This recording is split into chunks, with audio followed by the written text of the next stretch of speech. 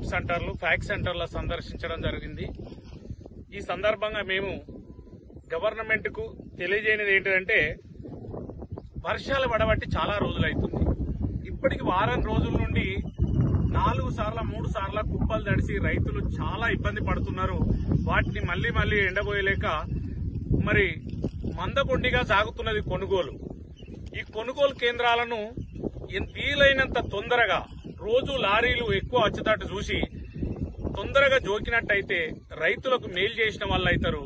అసలే ఇన్ని రోజులు కష్టపడి పండించిన పంటను కుప్పకొచ్చిన తర్వాత వర్షంలో నాని మళ్లీ మొలకెత్తిన వడ్లను కూడా, నాణ్య వడ్లను కూడా కొనాలని మేము డిమాండ్ చేస్తున్నాం భారతీయ జనతా పార్టీ తరఫున.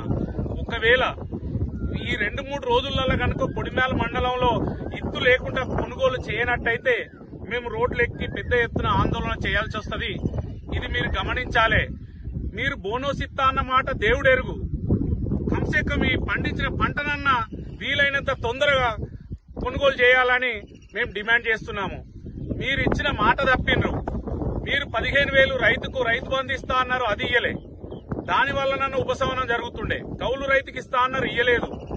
ప్రతి క్వింటాల్కు 500 ఇస్తా అన్నారు, అది ఇయ్యలే. ఇప్పుడు ఇంకేదో కొత్తగా మళ్ళా తిరకాసు పెడుతున్నారు. ఇవన్నీ చూస్తా ఉంటే గత పాలకులు ఏ విధంగా అయితే తిప్పలు పెట్టారో రైతులను, మీరు కూడా అదే విధంగా తిప్పల పెడుతున్నారు. ఇది కరెక్ట్ కాదు. మీరు రైతులను గనక ఏడిపిస్తే సర్వనాశనం అవుతారు రాబోయే కాలంలో అని మేము తెలియజేస్తున్నాము.